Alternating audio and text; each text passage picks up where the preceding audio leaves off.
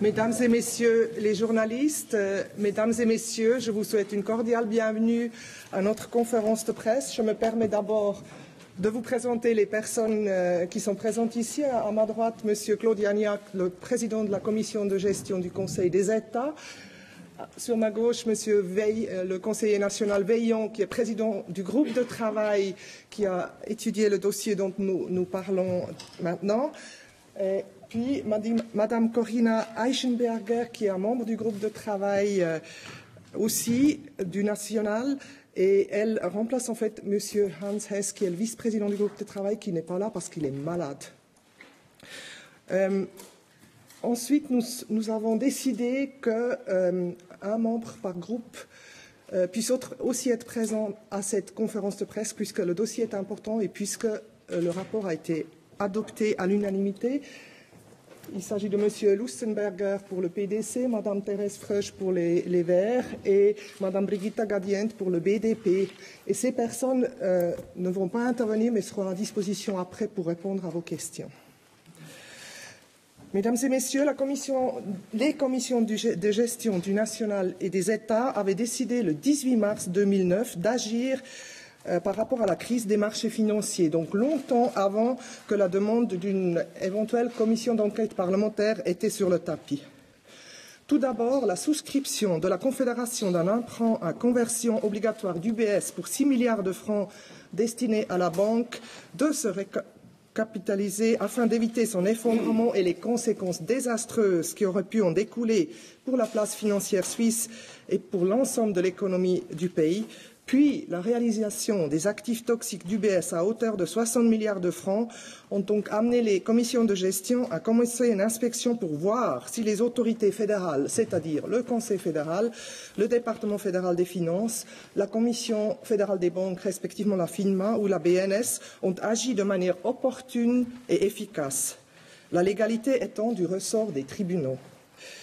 Les questions suivantes devaient trouver réponse. Qu'en est-il de la détection précoce des répercussions de la crise financière internationale sur la Suisse et quelles ont été les mesures prises dans les domaines de compétences respectifs? Comment a été traité le cas UBS en tenant compte de l'importance systémique et des intérêts publics? Quelles leçons peut-on en tirer pour l'avenir? L'accent était mis sur la surveillance d'UBS par la Commission fédérale des banques, respectivement la FINMA, depuis le début de la crise, sur la relation entre la Commission fédérale des banques et UBS et le Conseil fédéral, les règles de récusation de la FINMA en relation avec leur président Altiner, la problématique du too big to fail et l'appréciation des mesures prises par les autorités suisses en comparaison internationale. Un deuxième mandat s'est greffé sur ce premier avec les événements qui ont abouti en février 2009 à la transmission aux autorités américaines de données relatives à certains clients d'UBS. Dans ce dossier, la question principale était de savoir comment les demandes des autorités des USA pour transmettre les informations des clients américains d'UBS ont été gérées et pilotées par les autorités suisses concernées. De même, nous voulions savoir quel rôle ont joué les différentes autorités suisses dans cette affaire et quelle a été leur relation avec UBS. Quelles mesures la Commission fédérale des banques, respectivement la FINMA, a-t-elle prises à son encontre?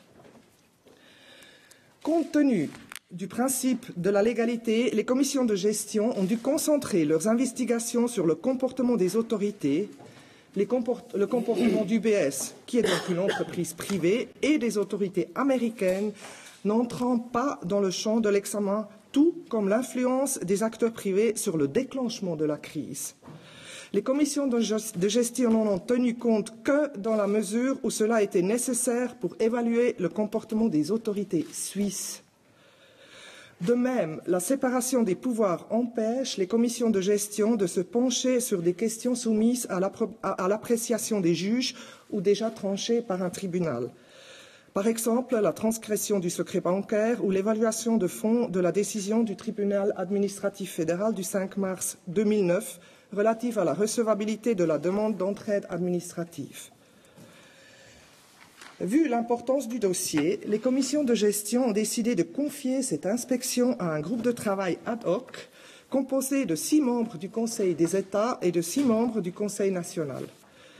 Ce groupe, présidé par Monsieur le Conseiller national Veillon, ici présent, et qui vous parlera des résultats et de l'appréciation politique, ce groupe donc a siégé durant 28 séances et a auditionné 59 personnes, notamment des autorités concernées et les experts indépendants. Tous les conseillers fédéraux et fédérales anciens et actuels ont été entendus, certains même à plusieurs reprises.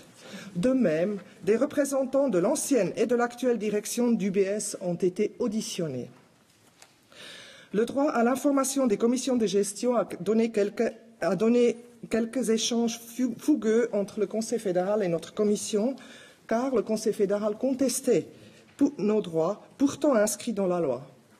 En effet, le Conseil fédéral s'est opposé dans un premier temps à plusieurs reprises aux demandes d'information des commissions de gestion, ce qui a usé de nombreuses ressources de la Commission et de son secrétariat, et a quelque peu ralenti aussi les travaux, notamment au départ. La pression politique se faisant de plus en plus forte, notamment depuis début 2010, et la demande de création d'une commission d'enquête parlementaire aidant, le Conseil fédéral a finalement accepté d'octroyer aux commissions de gestion l'accès aux informations, à toutes les informations dont elle avait besoin pour faire son travail correctement. Les commissions de gestion plénières des 2 conseils ont terminé leur travail hier. Vous êtes tous au courant puisque la presse en a déjà parlé. Donc dimanche à 19h02, nous avions terminé et le rapport a été adopté à l'unanimité, moins quelques abstentions des conseillers nationaux et à l'unanimité sans abstention des conseillers aux États. Avant de donner la parole à mon collègue président de la commission de gestion du Conseil des États, je tiens à remercier publiquement le groupe de travail qui a fourni un travail énorme et qui s'est beaucoup engagé. Je remercie chaleureusement également les services du Parlement et notamment le secrétariat des commissions de gestion et toute l'équipe qui a fourni un travail énorme, sérieux, remarquable, durant des semaines, souvent jusqu'à tard le soir et week-end compris. Nous avons toutes et tous été impressionnés par leur professionnalisme et leur engagement. Maintenant, je donne la parole à mon collègue, Monsieur le conseiller aux États Gagnac, qui va vous parler des mandats de la commission de gestion et de la différence entre la commission de gestion et une commission d'enquête parlementaire. À vous, monsieur. Geschätzte Damen und Herren, nachdem auch gestern ja in der Presse wieder über die Frage PUC geschrieben worden ist, ist es uns ein Anliegen, einfach noch einmal Sie darauf hinzuweisen, was die rechtlichen Grundlagen der Arbeit der GPK als Organ der Oberaufsicht sind. Die Basis ist die Bundesverfassung. In Artikel 169 steht geschrieben, dass das Parlament die Oberaufsicht über den Bundesrat, die Bundesverwaltung, die eidgenössischen Gerichte und andere Träger von Aufgaben des Bundes ausübt. Im Parlamentsgesetz, in Artikel 26, wird das wiederholt. Es heißt dort, dass diese Kommission, die Oberaufsichtskommission, die Geschäftsführung des Bundesrates, der Bundesverwaltung, der Gerichte und eben auch anderer Träger von Aufgaben des Bundes überprüfen. In Artikel 53 des Parlamentsgesetzes ist die GPDL geregelt, also die Aufgaben der Delegation, die sich um den Staatsschutz und den Nachrichtendienst kümmert. Und es ist auch darin festgehalten, dass die GPKs der GPDL besondere Aufträge erteilen können, welche eben sie ihr übertragen wollen. Und das ist auch in diesem Fall geschehen. Ganz wichtig, und das mögen Sie bitte zur Kenntnis nehmen, ist der Artikel 163 des Parlamentsgesetzes. Ich zitiere ihn: Die Bundesversammlung kann, und jetzt kommt der entscheidende Passus, im Rahmen der Oberaufsicht, ich habe Ihnen vorhin gesagt, was die Oberaufsicht ist, zur Ermittlung der Sachverhalte und so weiter, wenn es nötig ist, eine PUC einsetzen. Aus diesen gesetzlichen Grundlagen wird klar, dass die Schranken einer GPK auch die Schranken einer PUC sind. Ich kann Ihnen an dieser Stelle als Präsident der Delegation, der ich gleichzeitig bin, bestätigen, dass Herr Kollege Veillon, der ebenfalls Mitglied der Delegation ist, Vizepräsident ist, zu allen relevanten und von uns verlangten geheimen Dokumenten Zugang hatten und diese auch einsehen konnten. Im Bericht, darauf wird noch später eingegangen, es ist auch schon bereits erwähnt worden, darauf hingewiesen, dass das Zeitfenster für Revision, echte Reformen eben jetzt eigentlich schon bald geschlossen ist, dass man also jetzt an die Arbeit gehen muss. Das adressiert sich in erster Linie an das Parlament insgesamt und an die Legislativkommissionen.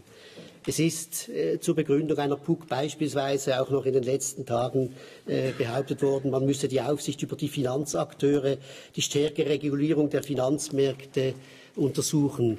Das ist jetzt das, was die Legislativkommissionen machen müssen. Und es gibt genügend Unterlagen in diesem Bericht. Es gibt Expertenberichte, die hier genügend Stoff liefern. Darauf werden jetzt meine Kollegin und mein Kollege eingehen. Ich gebe das Wort weiter an Frau Weichenberger. Also, Frau Weichenberger, elle parle donc comme membre du groupe de travail.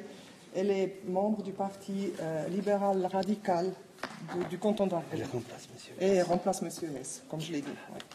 Sehr geehrte Damen und Herren, ich spreche zu der Untersuchung des Verhaltens der schweizerischen Behörden im Zusammenhang mit der Bewältigung der Finanzkrise. Die Geschäftsprüfungskommissionen stellten fest, rückblickend, dass das Resultat der gewählten Maßnahmen im Zusammenhang mit der Rettung der UBS und der Stabilisierung des schweizerischen Finanzmarktes rasch wirksam wurde und effizient war. Es zeigte, dass die schweizerischen Behörden vorbereitet waren auf eine allfällige Bankenkrise, was aber nicht heißt auf eine internationale Finanzkrise. Dass die Krisenorganisation und auch ein Krisenszenario bereit waren im Hinblick auf die Bankenkrise, die entsprechenden Gedankengänge gemacht waren und auch die Zusammenarbeit gelebt war. Die Behörden handelten weitsichtig, klug und schnell, sodass eine Stabilisierung des schweizerischen Finanzmarktes und der UBS erreicht wurde. Dieses Resultat wurde auch international sehr anerkannt. Die schweizerischen Behörden lernten somit bildlich gesprochen damit schwimmen, konnten gut schwimmen, aber sie sind über die Krise mit der UBS ins Wasser gefallen und es brauchte einen Rettungsring. Wenn man einen Rettungsring gebraucht hat, muss man sich nachträglich immer fragen, was hätte man besser machen können. Funktionierte das Frühwarnsystem, hätte ein Frühwarnsystem den Gebrauch eines Rettungsringes verhindern können. Als bereits kleine Wolken, die sich zu Gewitterwolken am Himmel zusammenballten, wurden die Nationalbank und die Eidgenössische Bankenkommission aktiv im Hinblick auf die Bankenkrise. Die Nationalbank stützte den Markt, den sie gut beobachtete, und sowohl die Nationalbank wie auch die Bankenkommission verstärkten die Kontrolle und das Monitoring über die Großbanken und verschärften die Anforderungen der Eigenmittel. Ab Januar 2008 war der Vorsteher des Eidgenössischen Finanzdepartements und das Departement generell informiert und involviert. Es wurden auch Notfallszenarien erarbeitet aufgrund der Entwicklung bei der UBS. In dieser Phase war der Gesamtbundesrat nicht mit einbezogen. Er erfuhr im April über den Zustand der US-Finanzmärkte, über den Zustand der UBS und auch die vorgenommenen Wertberichtigungen. Auch die Vorsteherin des Volkswirtschaftsdepartements war ab April 2008 involviert. Sie machte Abklärungen hinsichtlich der Folgen eines möglichen Zusammenbruches der UBS und die Auswirkungen auf das schweizerische Finanzsystem. Ich habe gesagt, der Bundesrat war zu diesem Zeitpunkt nicht informiert. Der Chef des Finanzdepartements war in einem Dilemma.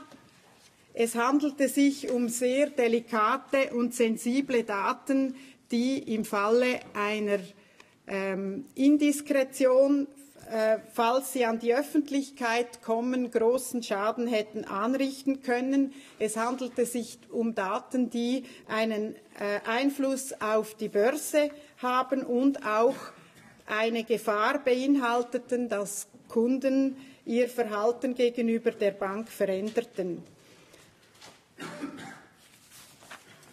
Diese Verhaltensweise hat für die GPK Fragen aufgeworfen in Bezug auf die Arbeitsweise des Bundesrates. Die Geschäftsprüfungskommissionen konnten einen guten Einblick in die Arbeitsweise des Bundesrates gewinnen und stellten in dieser Untersuchung fest, dass nicht alle Bundesratsmitglieder informiert waren. Es wurden aber von den Bundesratsmitgliedern auch keine Fragen gestellt, es wurde nicht hinterfragt. Die GPKs waren schockiert darüber, dass offenbar im Bundesrat ein Klima des Misstrauens herrscht, vertrauliche Gespräche über vertrauliche Tatsachen werden vermieden aus Furcht vor Indiskretionen. Im September 2008 wurde dann auch der Entscheid gefällt in den Bundesratsberatungen in Bezug auf die Vorgänge der UBS, kein Protokoll zu führen, keine Notizen zu machen, auch aus Vertraulichkeitsgründen. Die GPK sind der Auffassung, dass diese Arbeitsweise verbessert werden muss, dass die Entscheidfindung besser dokumentiert und nachvollziehbar sein soll. Damit ist auch eine bessere Führung gewährleistet, bessere Übersicht über die Dossiers, die Pendenzenliste, eine Kontrolle der auch noch nicht entscheidungsreifen Geschäfte. Die GPKs haben in diesem Zusammenhang eine Motion, nämlich die Motion Nummer 2 und eine Empfehlung, die Empfehlung Nummer 15, formuliert. In beiden geht es um die Zusammenarbeit und die Dokumentation innerhalb der Beratungen des Bundesrates. Dies hat gezeigt, dass das Krisenmanagement im Bundesrat zu wünschen übrig lässt. Das Fazit der Geschäftsprüfungskommissionen liegt darin, dass der Bundesrat zu spät mit einbezogen wurde.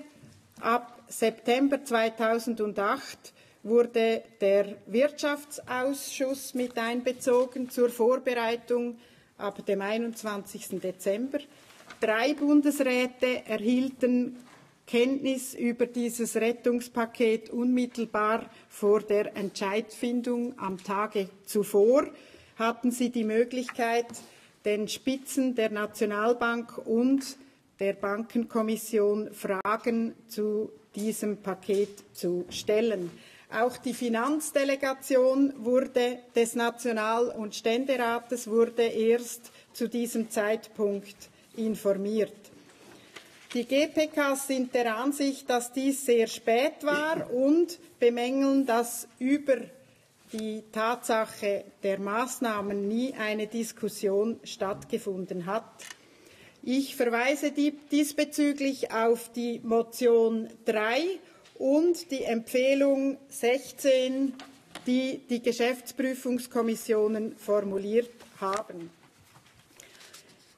Die Kommissionen haben auch festgestellt, dass im Hinblick auf eine mögliche Verschärfung der Krise im Bundesrat kein Szenario vorhanden war und auch kein Frühwarnsystem für wichtige Probleme oder drohende Krisen vorliegt.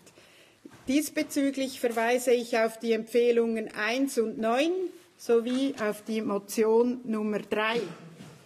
Noch kurz etwas zu der Arbeitsweise der Schweizerischen Nationalbank und der Eidgenössischen Bankenkommission. Wie bereits gesagt, hat diese funktioniert für eine Bankenkrise, nicht aber für eine so gravierende weltweite Finanzkrise, dies übrigens auch wie in anderen Staaten. Trotzdem funktioniert diese Zusammenarbeit und brachte ein gutes Resultat. Allerdings haben die Geschäftsprüfungskommissionen festgestellt, dass beide Behörden auf denselben Informationen ihre Entscheidungen basierten, sie dieselben Informationsquellen nahmen und diese auch zu wenig hinterfragt haben. Ich verweise auf das Verlassen auf die Ratingagenturen. Die Geschäftsprüfungskommissionen haben hierzu die Empfehlung 5 erarbeitet. Nun gilt es, die Lehren aus der Bewältigung dieser Krise rasch und vollständig zu ziehen. Das Zeitfenster schließt sich, die Zeit läuft. Es wurden Expertenmeinungen eingeholt. Die Experten haben auch Empfehlungen abgegeben. Nun gilt es, diese Reformen, vor allem too big to fail, die Frage der Finanzstabilität, der Bankenaufsicht und auch die Vergütungspolitik, diese Reformen so schnell wie möglich anzupacken. Abschließend stellten die Geschäftsprüfungskommissionen eine große Diskrepanz fest zwischen der Bedeutung der Finanzwirtschaft für unser Land und der Bedeutung, die der Gesamtbundesrat diesem Sektor beimisst. Auch hier besteht Handlungsbedarf. Ich danke Ihnen. Merci Madame Eichenberger. Maintenant, je donne la parole à Monsieur le conseiller national Veillon, président du groupe de travail, qui vous parle du deuxième volet de l'enquête. Voilà, je vais aborder le volet UBS Cross-Border. Et les commissions de gestion aimeraient répéter avant tout que c'est UBS qui est la principale responsable de cette affaire à cause du comportement fautif de ses employés aux États-Unis. Je ne vais pas vous décrire les événements de cette deuxième partie. Vous avez le chapitre 3 du rapport. Vous y verrez comment a évolué le dossier entre mars 2008, qui est le moment où les autorités suisses ont été averties qu'UBS avait un problème aux États-Unis, et puis février 2009, moment où la FINMA décide d'envoyer ces 250 noms aux États-Unis. Vous avez dans le corps du rapport la description des faits, la description du comportement des autorités, l'analyse du comportement des autorités. Je vous prie de vous mettre sur cette partie-là. Moi, j'aimerais aborder 3 aspects du dossier qui concernent 3 acteurs. En premier, j'aimerais prolonger ce que disait ma collègue Eichenberg tout à l'heure sur le Conseil fédéral. Sur le Conseil fédéral qui intervient une année trop tard sur cette affaire. Deuxièmement, j'aimerais intervenir sur la Commission fédérale des banques qui doit revoir sa copie concernant un élément important de ce dossier. Et troisièmement, j'aimerais m'exprimer sur un message politique de la Commission de gestion qui est de rappeler à UBS ses devoirs. Vous avez ça au chapitre 4. J'en viens à la première partie, Conseil fédéral. Alors, bon, Mme Eichenberg en a parlé. Dans cette affaire US Cross-Border, le Conseil fédéral a été informé très tard. Il a été informé à la mi-septembre seulement, une première fois, et avec cette manière de se trouver, n'a absolument pas pu anticiper et analyser l'importance politique d'une affaire qui allait, je le rappelle, en fin de compte, obliger les chambres à cette session de juin de s'exprimer sur un accord gouvernemental entre les États-Unis et la Suisse. Donc l'histoire est longue depuis février 2008. Quand je dis que le Conseil fédéral a été informé très tard, ça vaut la peine de voir un peu comment ça s'est passé. Alors d'abord, il y a le chef du département des finances. Madame Eichenberg a expliqué tout à l'heure sa manière de travailler sur le dossier de crise financière. Eh bien, on voit que c'est la même chose concernant UBS Cross-Border. Le chef du département des finances travaille seul. Le chef du département des finances remonte de temps en temps au Conseil fédéral dans les divers pour donner information orale, mais le chef du département des finances a attendu la fin septembre réellement pour donner une information écrite au Conseil fédéral. Alors, là derrière, il y a très certainement un point sur lequel on reviendra, c'est cette habitude au gouvernement qui s'appelle le principe départemental. Alors, le principe départemental, c'est le fait que les dossiers sont traités dans un département et remontent tout à la fin au Conseil fédéral. Alors, il y a le chef, je vous parlais du chef du département des finances. Le chef du département des finances a assez vite, au mois de mai, vous verrez, créé un groupe de travail. Un groupe de travail pour l'aider dans cette affaire. C'est un groupe de travail qui a des gens du département des fédérales des affaires étrangères, de finances, de justice et police et de la FINMA. Donc là, il y a un caractère interdépartemental. Mais ce groupe de travail, quand vous lirez les documents, le chef du département des finances ne lui donne pas de mission, ne lui donne pas d'objectif et ne l'oblige pas à faire un reporting conformément à ce qu'aurait été une organisation de projet conséquente et puis comme elle aurait dû l'être. Ensuite, il y a la chef du département fédéral des affaires étrangères. Elle avait quelqu'un dans le groupe de travail. Le groupe de travail dont je vous parlais, c'est le groupe Carrère, du nom de l'ambassadeur Carrère, qui est un haut fonctionnaire du département des finances et qui pilotait cette opération. Le département fédéral des affaires étrangères, Madame la ministre, reçoit aussi régulièrement des informations. Elle en reçoit de son représentant au groupe de travail, mais elle en reçoit aussi directement de l'ambassadeur à Washington, qui, je reviendrai après sur les signaux, mais elle reçoit régulièrement des informations. Le département fédéral des affaires étrangères va même jusqu'à organiser un séminaire interne sur le secret bancaire au printemps 2008 où cette affaire américaine n'a pas été évoquée. C'est vous dire un petit peu la manière dont ça travaille. Si j'en viens maintenant à la chef du département fédéral de justice et police, c'est la même chose. Elle reçoit beaucoup d'informations. Elle a, je crois, le vice-directeur de l'Office fédéral de justice qui est dans le groupe de travail. Elle reçoit des informations. Elle reçoit aussi après des informations lorsque elle doit remplacer son collègue Merz dans le département des finances. Et à aucun moment, elle remonte au Conseil fédéral. Donc ces trois, que ce soit les trois conseillers fédéraux dont je viens de parler, à aucun moment remontent au Conseil fédéral en disant là, il y a un problème. La chancellerie qui devrait être l'état-major du Conseil fédéral, qui devrait avoir une responsable, qui a, de par la loi, une responsabilité de coordonner les dossiers importants, en particulier les dossiers interdépartementaux, eh bien, elle ne fait pas son travail non plus. Donc on se trouve dans une situation où, malgré un certain nombre de signaux, parce que les signaux d'escalade, les signaux sur le fait que cette affaire pouvait prendre des dimensions politiques telles qu'on l'a connue, d'ailleurs, telles qu'on les a vues, eh bien ces signaux étaient permanents. Ils provenaient de la FINMA, ils provenaient de l'ambassade des États-Unis, ils provenaient directement du groupe Carrère, à l'intention de monsieur le chef du département des finances et à l'intention des chefs des FAE et justice et police. Ces signaux, il disait ces signaux, ça doit être abordé sur le plan politique. Cette affaire est importante. Cette affaire doit être abordée sur le plan politique et puis elle n'a pas été, ou alors elle a été beaucoup trop tard.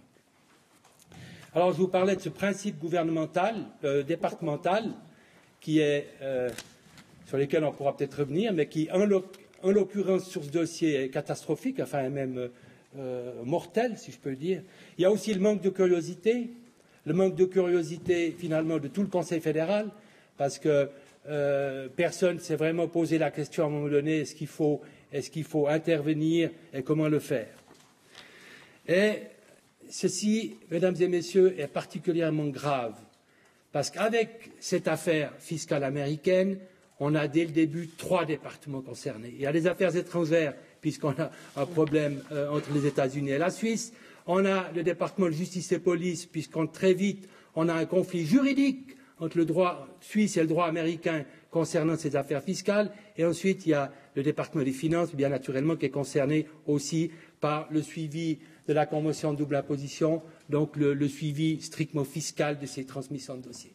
Eh bien, ce caractère éminemment politique, les gens, ça ne s'est pas fait. Bref, ça ne s'est pas fait. Et pour les commissions de gestion, ça a empêché un pilotage du collège et c'est particulièrement grave. Et puis, vous verrez, avec le temps qui passait, les opportunités se fermaient. Autant, si le Conseil fédéral avait, en mai 2008, fait une appréciation politique, évalué les différents scénarios, ça n'a plus été possible. Plus le temps passait, plus ça se resserrait et les autorités suisses se sont trouvées en février coincées dans un coin à ne pouvoir prendre qu'une décision, c'était celle de transmettre ces documents avec la suite que vous connaissez. Alors, la commission de gestion est extrêmement préoccupée par cette situation. Ce n'est pas possible, et ce n'est pas possible que le Conseil fédéral, sur ces grands dossiers de ce type-là, travaille de cette manière.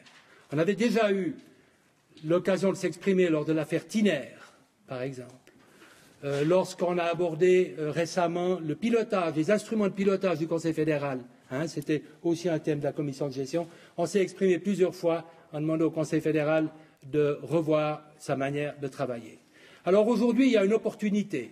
Vous le savez, le gouvernement va présenter un message sur sa réforme et c'est dans ce cadre de ce message sur la réforme, donc dans cette espèce d'opportunité cette année à discuter des réformes du gouvernement, que les commissions de gestion présentent entre autres une motion, c'est la motion 4, que vous trouverez, c'est également la recommandation 17, qui les deux ont trait à la réforme du gouvernement et insistent sur les corrections de la critique dont je viens de vous parler. Le deuxième point, c'est demander à la Commission fédérale des banques de revoir sa copie. La Commission fédérale des banques a mené en 2008 une enquête sur l'affaire UBS Cross Border. Cette enquête a duré de mai à décembre 2008. On s'intéresse, nous, à la partie qui concerne la responsabilité des dirigeants d'UBS en matière de garantie de l'exercice d'une activité irréprochable sous l'angle de la surveillance faite par la Commission fédérale des banques. Et on se trouve, vous verrez tout ça dans le rapport, on se trouve dans une situation un peu paradoxale. Parce que dans les objectifs du rapport d'enquête mené par la Commission fédérale des banques, on nous dit bien que l'enquête ne visait pas en priorité à établir les responsabilités des hauts dirigeants d'UBS, à savoir quel degré de connaissance ils avaient de ces affaires.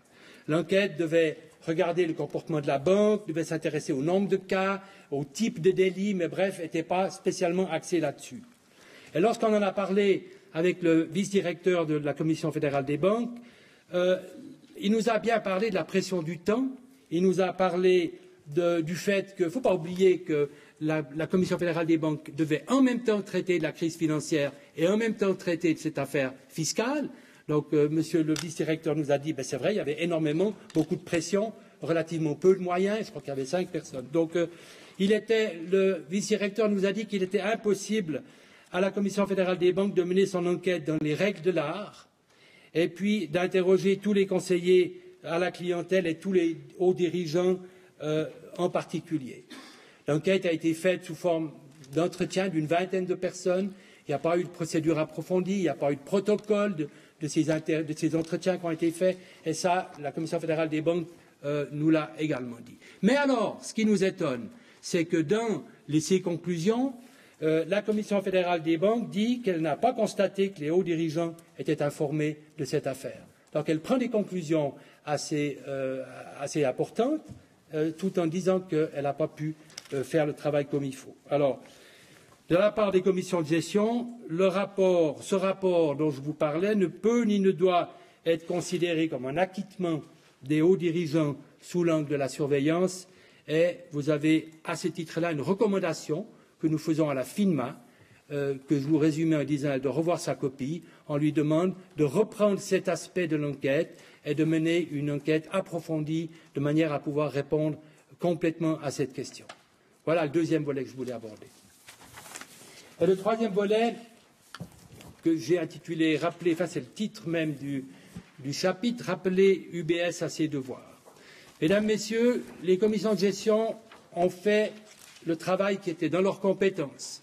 Nous avons un travail, mes collègues présidents l'ont dit tout à l'heure, nous avons un travail de haute surveillance des autorités, nous avons fait ce travail et vous en avez les résultats ici.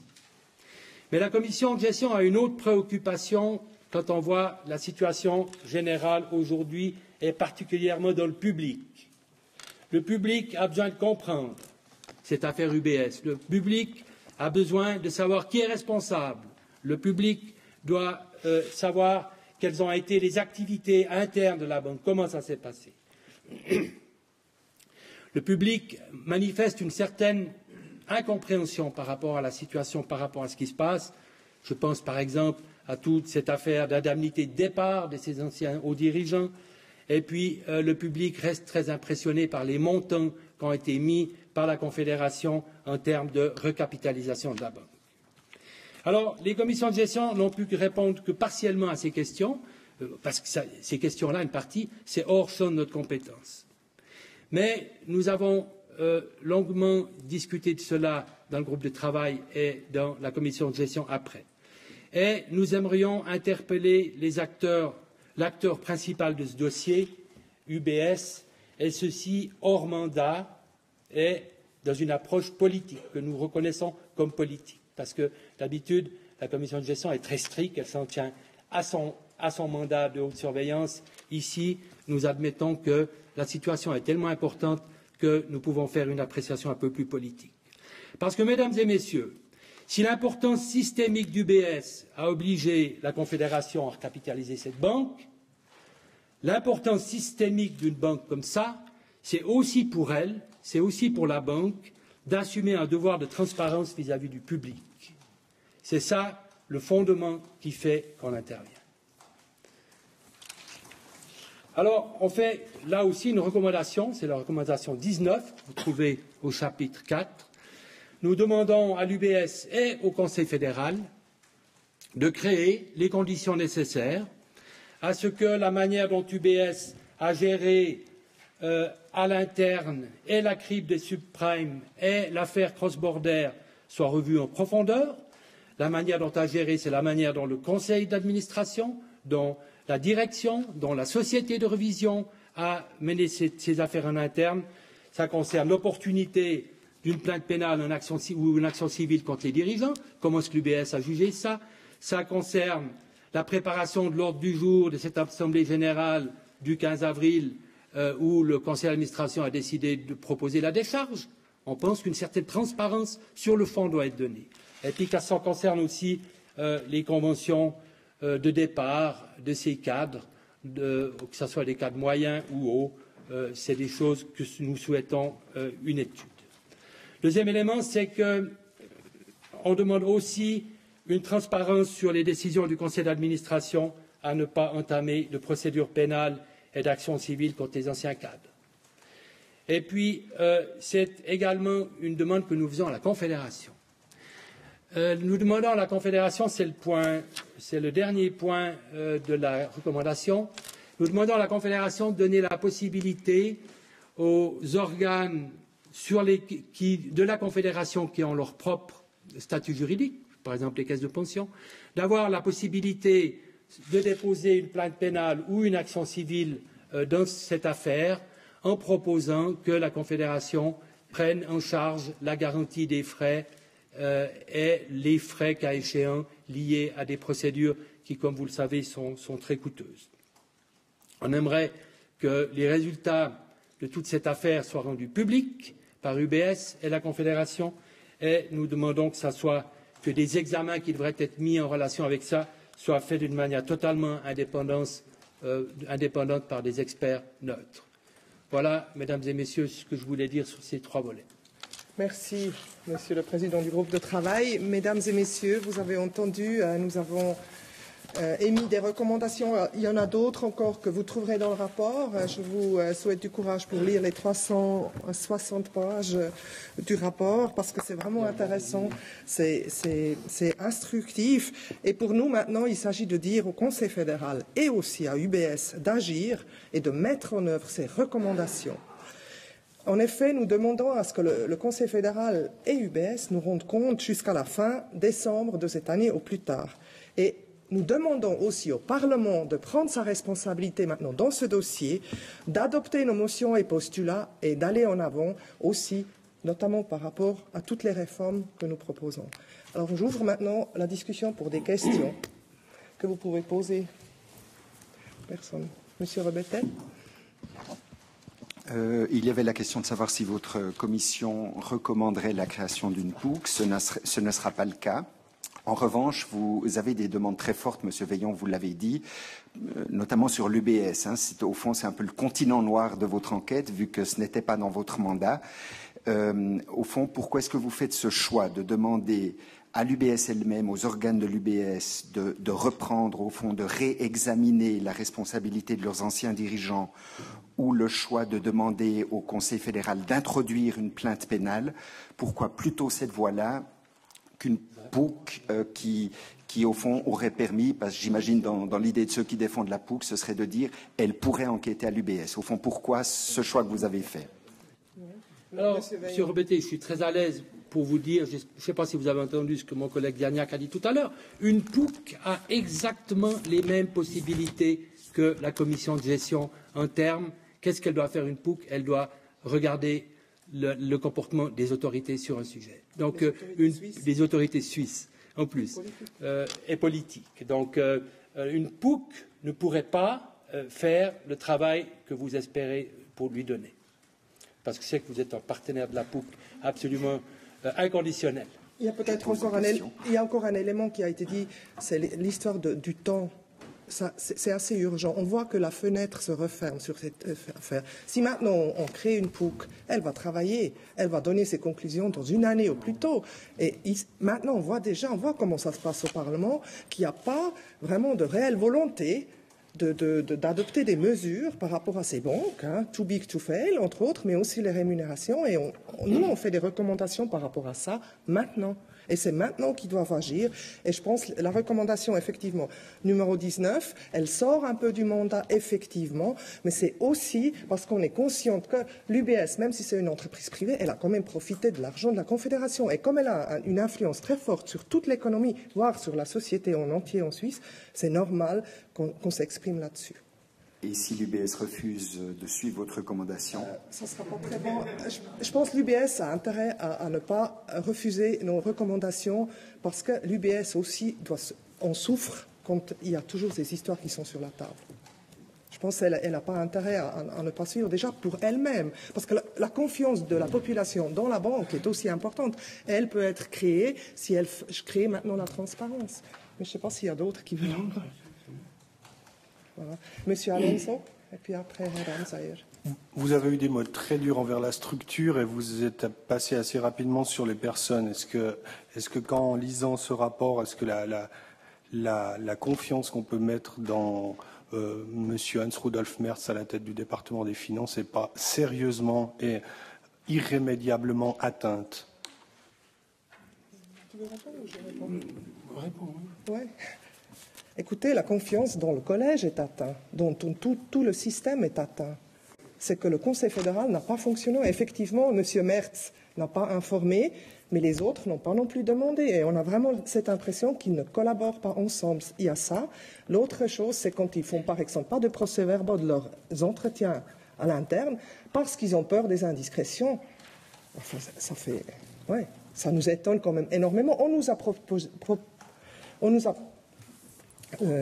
reprocher à nous, commission de gestion, de ne pas vouloir nous donner des informations parce qu'on ne maîtrise pas les indiscrétions, mais alors le Conseil fédéral, on ne va plus demander qu'il nous donne la leçon par rapport à ça. Si c'est pour cette raison-là qu'ils ne veulent pas mettre par écrit ce qu'ils discutent, c'est quand même assez... Dans une démocratie, vous vous imaginez, on discute en secret. Moi, je trouve que c'est vraiment, au niveau démocratique, au niveau des institutions, c'est extrêmement grave. Et je crois que c'est plus important que de dire « Monsieur Merz a mal agi ». Enfin, on ne dit pas qu'il a bien agi. Alors ça, vous avez bien compris. Herr Ramsayer. Ich habe auch eine Frage zur Rolle von Herrn Merz. Ich habe den Eindruck, dass von etwa Frühling 2008 bis am 19. September 2008 hinter dem Rücken des Bundesrates ein UBS-Filz bestehend aus Herrn Merz, Herrn Haltiner und den UBS-Spitzen eine heimliche Arbeitsgruppe zusammengestellt hat und die Sache unter dem Deckel halten wollte. Kann man da von einem UBS-Filz im und außerhalb dem Bundesrat reden? Und konkret noch, ist der Bundesrat je über diese Arbeitsgruppe, der Gesamtbundesrat, über diese Arbeitsgruppe Karrer informiert worden? Und meine zweite Frage, wenn Sie schon keine PUC wollen, in so einem Fall, wo die Schweiz von den USA regelrecht via eine Großbank erpresst wird, wo hinter dem Rücken des Bundesrates hindurch der Finanzminister mit der UBS und der Finanzmarktaufsicht etwas bastelt. Wenn Sie da keine PUC wollen, wann wollen Sie dann eine? Frau Eichenberg, wollen Sie zunächst antworten? Ja, zu Ihrer Frage in Bezug auf die versteckte Einsetzung einer Arbeitsgruppe und den Beziehungen zur UBS und zu der Spitze der Eidgenössischen Bankenkommission konnten die Geschäftsprüfungskommissionen keinerlei Auffälligkeiten feststellen. Wir hatten keinen Anlass, Ihren Verdacht irgendwo bestätigt zu finden. Herr Merz, es wurde keine Verflechtung von Herrn Merz mit der UBS festgestellt. Es war nichts aktenkundig diesbezüglich. Allerdings wurde die Arbeitsgruppe Karrer eingesetzt, eine interdepartementale Arbeitsgruppe. Der Gesamtbundesrat hat, soweit die GPKs feststellen konnten, hatte keine Kenntnis davon und der Informationsfluss aus dieser Gruppe funktionierte nicht optimal. J'aimerais juste compléter sur ce groupe Carrère dont je vous parlais tout à l'heure. Ce groupe Carrère, en fait, a été mis en place, je le disais, par le département des Finances, mais sans mission, sans objectif, sans obligation de reporter au Conseil fédéral.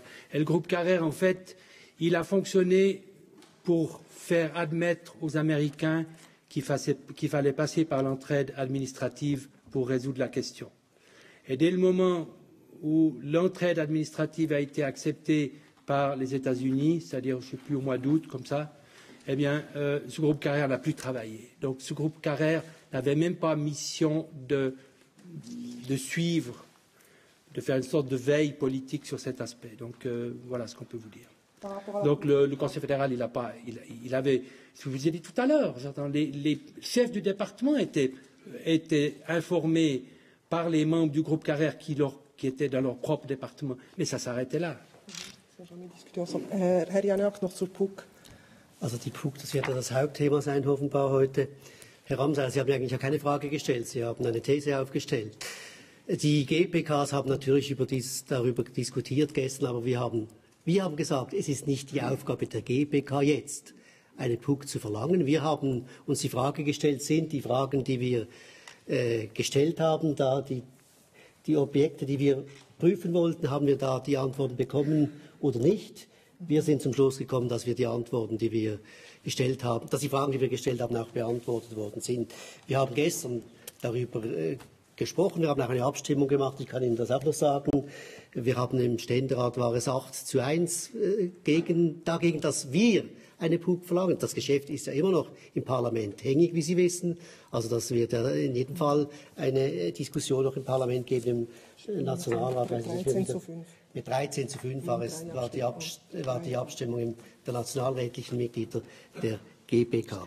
Und jetzt wird es wird es Aufgabe sein des Parlaments, das diesen Bericht zur Kenntnis nimmt, zu prüfen, ob es findet, es sei eine PUC angezeigt oder nicht. Aber es kann sicher nicht die Aufgabe der GPK sein, das zu verlangen, wenn sie der Überzeugung ist, dass die Fragen, die sie gestellt hat, beantwortet worden sind.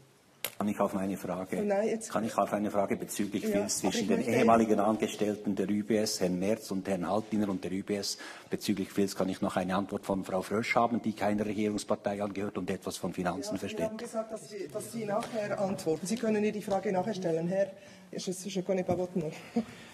Sie erwähnen in Ihrer Zusammenfassung die Problematik des Stellvertretersystems und auch erwähnen Sie mitunter häufig den Krankheitsfall von Herrn Merz. Inwiefern hat dies zur Verschärfung der nicht gemachten Krisenbewältigung beigetragen? Frau Eichenberger. In Bezug auf die Bewältigung der Finanzmarktkrise haben die Geschäftsprüfungskommissionen festgestellt, dass die Stellvertretung funktionierte. Die Vorsteherin des EJPD war die Stellvertreterin und sie übernahm das Dossier praktisch zur gleichen Stunde, als Herr Merz ausfiel, und hat dieses Dossier dann zur Entscheidung am 15. Oktober gebracht.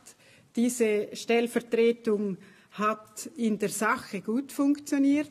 Die Geschäftsprüfungskommissionen haben aber festgestellt, dass der Informationsfluss unter Stellvertretern nicht vorhanden ist. Und sie ist der Meinung, wenn man Stellvertreter einsetzt, dann sollte über die wichtigsten Geschäfte eine gewisse Information gegenseitig vorhanden sein, dass dies zur Bewältigung der Dossiers nur sich positiv auswirken kann. Im Hinblick auf die Cross-Border-Geschichte verhält es sich so, dass die Vorsteherin des Justizdepartements Informationen hatte, dass aber die Bewältigung der Finanzmarktkrise derart im Vordergrund stand, dass zu diesem Zeitpunkt die Datentransfergeschichte eher im Hintergrund behandelt wurde.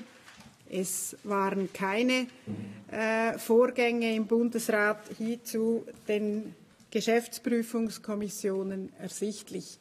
Diesbezüglich haben wir auch die Empfehlung formuliert, dass das Stellvertretersystem verbessert wird. Monsieur? Sie haben ja auch vom Departementsprinzip gesprochen, das ein Problem war. Haben denn all diese 3 Departemente eigentlich über die gleichen Informationen verfügt oder hat eine Person deutlich mehr gewusst? Also wo waren eigentlich die Hauptinformationen, wo sind die nicht geflossen? Vous parlez des informations des 3 départements concernés. Ils étaient les 3 sur leur champ d'action, si vous voulez. Il y a 2 niveaux. Chaque département travaillait sur son champ d'action. Le département de justice et police suivait ça sur l'angle un peu juridique, dans le groupe Carrère. Dans le groupe Carrère. Finance suivait ça sur l'aspect de l'entraide administrative, la proposition de l'entraide administrative. Et puis, affaires étrangères, je ne sais pas très bien quelle information. Lui, surtout, il s'occupait de donner des informations provenant des États-Unis sur les risques d'escalade. Ces 3 départements avaient ce niveau d'information, mais vous savez, ce n'est pas tellement de savoir s'ils avaient le même degré d'information, c'est que très rapidement, les chefs de département devaient monter au Conseil fédéral pour dire, compte tenu de cela, il faut qu'on en parle. Et il faut qu'on thématise ce thème rapidement au niveau du Collège. Ich glaube, die Feststellung, die wir wirklich auch schon machten, als wir diese Pilotuntersuchung machten, wo wir sagten, es hat keinen Piloten im Flugzeug, das haben wir auch hier wieder festgestellt. Dass einfach jeder Bundesrat oder jede Bundesrätin handelt für ihr Departement, aber sie sprechen nicht miteinander und sie nehmen sich nicht genügend Zeit und Mittel, um zusammen die Krise, die ja eine gesamthafte Krise war, anzuschauen. Oui, vous. Oui. Oui, je sais pas qui était premier. Ja, also zuerst noch eine Verständnisfrage zu der bankinternen Aufarbeitung. wer, wenn nicht eine PUC, soll das untersuchen? Und dann die zweite Frage, im Deferred Prosecution Agreement, das, wie ich annehme, Sie auch gelesen haben, da hat ja die UBS zugegeben, dass bis ins höchste Management die kriminellen Machenschaften in den USA bekannt waren. Dafür verantwortlich waren ja die UBS-Manager Raoul Weil und Martin Liechti. Warum wurden diese beiden Personen in der GPK nicht angehört? Also, tu parles sur les auditions? Wieso Herr Weil und Herr Liechti nicht angehört wurden? Wir haben eine Reihe von Verantwortlichen der UBS angehört. Herr Liechti war eingeladen und er war die einzige Person, die Gründe vorlegte, um nicht vor unserer Kommission zu erscheinen. Sämtliche anderen eingeladenen Personen der UBS kamen für ihre Anhörungen. Was waren das für Gründe? Es war der Grund, dass er in den Vereinigten Staaten ein sogenanntes Affidavit abgeben musste als Zeuge und sich verpflichtete, über seine Aussagen, die er dort machte, keine weiteren Informationen zu geben. Und er wäre bei Aussagen vor unserer Kommission, vor den amerikanischen Behörden in Schwierigkeiten, gar strafrechtlich relevant gekommen. Und deshalb hat unsere Kommission dann Verständnis für diesen Einwand gezeigt. Und Raoul Weil, der ja flüchtig ist. Wegen ein Satz wegen der PUC. Nehmen Sie doch einfach zur Kenntnis, dass die PUC nicht eine Gesellschaft ist, die eine Trägerin von Aufgaben des Bundes ist, wie es im Gesetz steht. Sie ist das nicht. Die UBS. Die UBS ist eine private Gesellschaft und nicht kein Organ der Bundesverwaltung oder eine Stelle, die Aufgaben des Bundes wahrnimmt. Das sind die Kompetenzen. Hier, Sie haben eine Frage noch. Entschuldigung, ich weiß die Namen nicht. Sie haben sich zweifellos das auch schon überlegt, was wäre anders gelaufen, besser gelaufen, wenn der Bundesrat im Februar 2008 informiert worden wäre, besser zusammengearbeitet hätte, beispielsweise was diese Aktenauslieferung betrifft. Hätte das vermieden werden können? Écoutez, le travail d'un gouvernement, c'est de faire des scénarios. Et quand on a une crise pareille, on fait des scénarios. Alors on peut discuter des scénarios. Il y aurait peut-être eu moyen de discuter avec les autorités politiques relativement tôt. Il y aurait peut-être eu moyen d'aborder ces questions de révision de la CDI d'une manière suffisamment tôt, etc., de la convention de double imposition. Il y avait un champ très ouvert pour trouver une solution à l'amiable avec les États-Unis, quelle qu'elle soit. Mais ce temps-là n'a même pas été donné. Il y avait des variantes. Il fallait se mettre à table et puis regarder les variantes. Il y a celle dont je vous ai parlé, et il peut y en avoir d'autres. Wir sind natürlich nicht Hellseherinnen, aber wir denken, dass es wirklich suboptimal gelaufen ist. Jetzt noch, wer hat noch gefragt? Sie, Herr Alonso, dort hinten, ja. Monsieur Gobet, oui. Monsieur Alonso encore. Juste un mot sur la présidence à l'époque. Vous parlez des 3 départements, mais si je ne m'abuse, le pilotage du Conseil fédéral, c'est de la responsabilité du président de la Confédération, à l'époque, M. Couchepin. J'ai évidemment pas encore lu les 360 pages. Est-ce que, au-delà du nom de M. Couchepin, est-ce que vous abordez le rôle ou le non-rôle, l'implication ou la non-implication du président à l'époque? Je peux répondre oui. M. Couchepin était président en 2008. C'est lui qui a repris en main, comment faut dire, la préparation de la décision du 15 octobre sur la recapitalisation. Je vous rappelle que son collègue Merz a eu ce pépin cardiaque. Et c'est directement là, M. Couchepin, qui a, je peux dire, pris en main le dossier qui était pratiquement prêt, mais qu'il a porté dans les derniers temps. Et là, il a fait son rôle de président. Mais pour le reste, le rôle du président, pour moi, ça fait partie des motions et recommandations qu'on fait sur la réforme du gouvernement, parce que le président, c'est peut-être lui aussi qui doit tenir une liste des suspens des décisions qui doivent revenir au Conseil fédéral. Je vous donne un seul exemple. Le 19 septembre, le Conseil fédéral est informé pour une première fois sur cette affaire UBS Cross-Border. Le président Couchepin fait la proposition, plutôt la demande à son collègue Merz en lui disant « nous voulons rapidement des scénarios d'options possibles pour résoudre cette crise ». Eh bien, cette demande formelle, qui était une demande orale, faite en cours de séance, elle s'est perdue dans les méandres et il n'y a jamais eu de réponse. Donc peut-être que le rôle de la présidence, il doit être revu dans ce titre-là, et y compris dans la manière de gérer que le Conseil fédéral gère ses décisions et ses demandes. Ouais, vous voulez réplique? Ouais. Là-bas, oui, monsieur. Ja, was mich noch interessiert, Sie haben gesagt, der Informationsfluss innerhalb vom Bundesrat, besonders von Herrn Merz, hat nicht funktioniert. Der einzige Grund, den Sie dafür gefunden haben, ist die Angst vor Indiskretion. Das ist der einzige Grund, der einzige Beweggrund, warum da nicht gearbeitet wurde. Das ist die erste Frage, ob es da nicht noch mehr gibt. Und das Zweite ist, haben Sie eigentlich auch darüber diskutiert in den Kommissionen, ob Sie dem Bundesrat allenfalls personelle Konsequenzen als Empfehlung nahelegen möchten? Corina. Ich habe diesen Grund genannt, aber es gibt den Grund, der eigentlich auch auf der Hand liegt. Es war die Arbeitsweise des Bundesrates. Es ist nicht das einzige Geschäft, das so gelaufen war. Und das zeigt sich ja daran, dass die Informationen nicht gebracht wurden, aber sie wurden auch nicht abgeholt. Und zur zweiten Frage, wir haben uns im Wesentlichen darauf konzentriert, die systemischen Mängel innerhalb des Kollegiums Bundesrat zu durchforsten und anzuschauen und nicht die persönlichen Verantwortlichkeiten, auch wenn am Rande darüber diskutiert wurde. Je voudrais peut-être rappeler que les commissions de gestion ne demandent jamais, n'ont jamais pour mandat de demander la démission de qui que ce soit. Et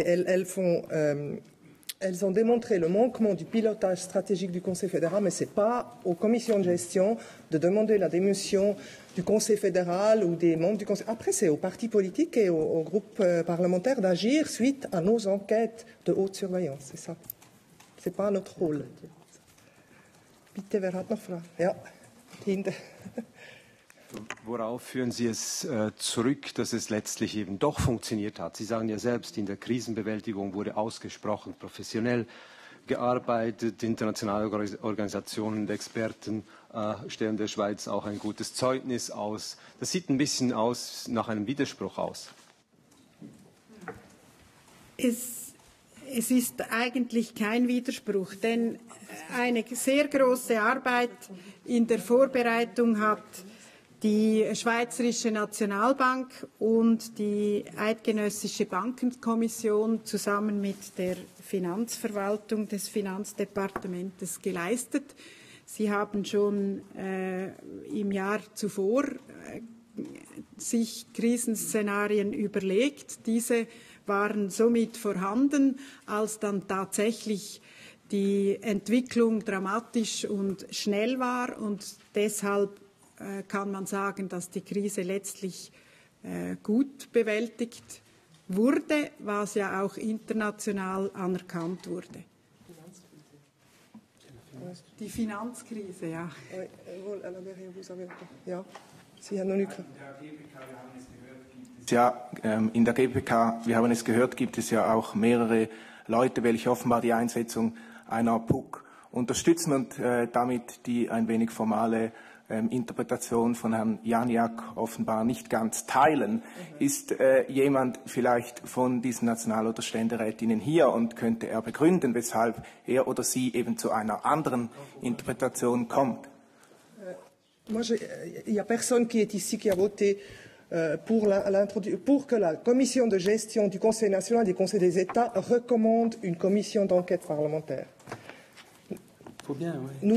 Nous n'avons pas voté pour cette proposition. Moi, je n'ai pas voté parce que je préside et les autres n'ont pas voté pour ça, tous qui sont là, puisque nous n'avons pas été convaincus par les arguments qui disaient justement pour créer plus de transparence par rapport à l'UBS ou pour des raisons de staatspolitique, il fallait créer une commission d'enquête parlementaire. Alors c'est effectivement aux partis politiques de demander ça, mais ce n'est pas la commission de gestion qui a fait son travail et qui vient avec des recommandations qui sont, en fait, ça sera la même conclusion probablement d'une commission d'enquête parlementaire. Le problème, c'est probablement ce qui diffère, c'est le point politique. Mais là, maintenant, on a mis un délai et on verra bien jusqu'où va aller le Conseil fédéral. Et j'ai dit tout à l'heure, ça dépend aussi du Zeitfenster. Il faut agir maintenant. Une POUC, c'est pas avant une année. Et même si vous l'introduisez, si on la vote maintenant au Parlement, jusqu'à ce qu'elle commence ses travaux, je ne sais pas si ça va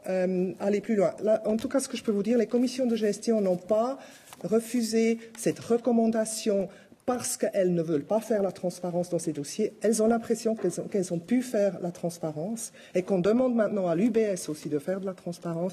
Mais c'est parce que nous n'avons pas été convaincus par les arguments qui demandaient à ce qu'on recommande, hein, nous. Parce que le dossier est dans les mains des chambres fédérales. On va en discuter au plénière. J'aimerais juste peut-être donner un complément concernant la commission d'enquête parlementaire. C'est vrai que nous, on a fait notre travail. Mais ce que je regretterais, moi, si les chambres décidaient maintenant une commission d'enquête parlementaire, c'est que les fenêtres se ferment. C'est que nous venons avec des propositions de réforme, tant au gouvernement, vous verrez la liste des questions, les chantiers, finalement les chantiers politiques qui sont ouverts avec notre rapport. Le démarrage d'une commission d'enquête parlementaire mettrait aux oubliettes pratiquement ce travail. Donc il y a une opportunité qui se perdrait. Donc ça, c'est un point, je dois dire, moi, comme président du groupe de travail, mais enfin, comme l'a dit notre présidente, c'est les chambres, maintenant, qui vont décider ce qu'elles veulent faire. Monsieur. Ich bin nicht ganz sicher, ob ich den Umfang der Empfehlung 19 richtig verstanden habe. Habe ich das richtig interpretiert, dass Sie erstens verlangen, dass die FINMA nochmals über die Bücher geht, und die Untersuchung noch einmal durchführt über die Verantwortlichkeiten bei der UBS und zweitens die UBS selber ihre eigenen internen Berichte offenlegt. Ist das richtig?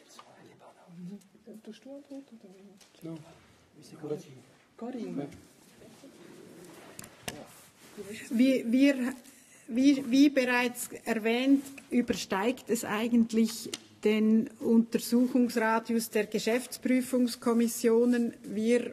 Es war uns aber ein Anliegen, die UBS trotzdem in die Pflicht zu nehmen und die Untersuchungen, die bis jetzt eher auf kleinem Feuer, was die strafrechtlichen Untersuchungen anbelangt, gelaufen sind, zu vertiefen, die Möglichkeit zu geben, dass in diesem Bereich die Personen, die verantwortlich sind, auch wirklich sich einer Untersuchung stellen müssen und die Verantwortlichkeit abgeklärt wird. Das war eigentlich das Hauptanliegen der Empfehlung 19. Und was Sie noch gesagt haben, Herr Journalist, das ist die 10. Empfehlung, dass die FINMA auch wirklich auch noch mal über die Bücher geht. Oui, alors moi je peux répondre à ce sujet. J'entends.